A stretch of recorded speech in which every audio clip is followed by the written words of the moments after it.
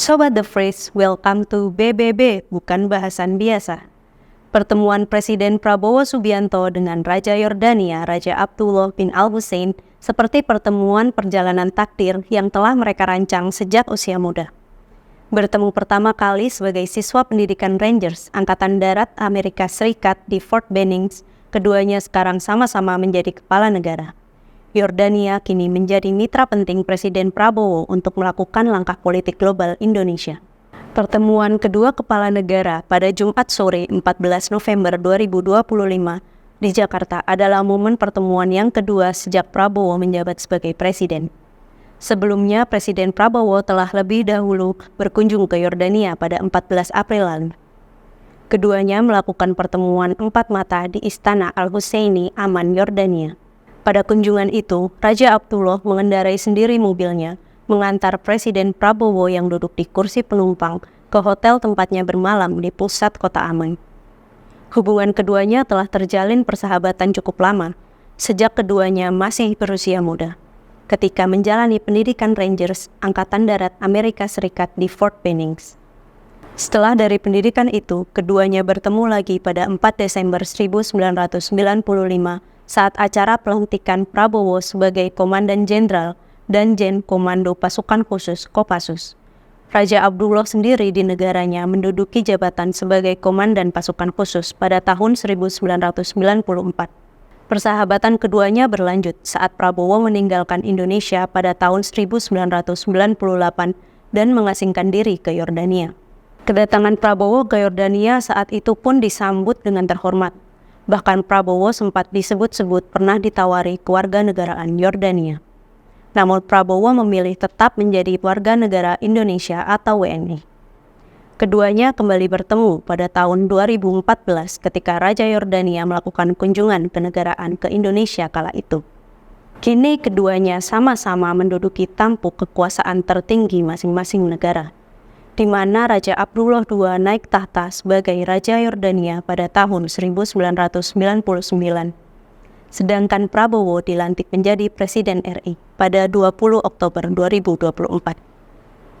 Dalam jamuan makan malam di Istana Negara Jumat lalu, kedua pemimpin itu menegaskan kembali persahabatan dan kedekatan yang sudah terjalin sejak beberapa dekade lalu. Jamuan dimulai dengan sambutan Presiden Prabowo yang menyampaikan kehormatan dan kebahagiaan atas kehadiran Raja Abdullah II bin Al-Hussein beserta delegasi Yordania di Indonesia.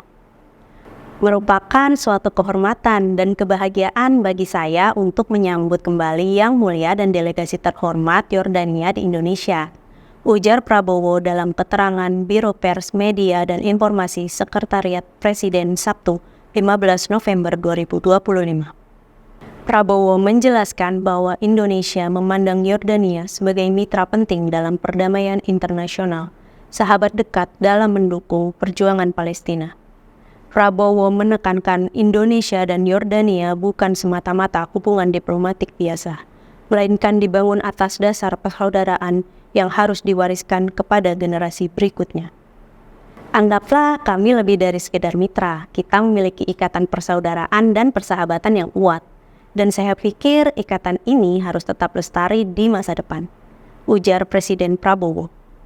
Sementara itu, Raja Abdullah II turut menyampaikan apresiasi dan rasa terima kasih karena kembali disambut dengan keramahan di Jakarta. Raja Abdullah II menegaskan bahwa Indonesia memiliki posisi penting dalam komunitas Muslim dunia, terutama dalam peran diplomatiknya pada masa-masa sulit. Kami selalu memandang Indonesia sebagai bagian yang sangat penting dari komunitas Muslim. Peran Indonesia dalam urusan internasional, terutama di bawah kepemimpinan Anda di masa-masa sulit ini sangatlah penting, kata Raja Abdullah. Raja Abdullah II mengatakan bahwa kehadirannya di Indonesia bukan hanya sebagai kepala negara, melainkan sebagai saudara yang ingin mempererat ikatan kedua bangsa. Raja Abdullah II turut mengungkapkan, bantuan Yordania kepada Indonesia pada masa sulit merupakan wujud persaudaraan sejati. Inilah yang dilakukan saudara terhadap satu sama lain, dan hal ini tidak berubah.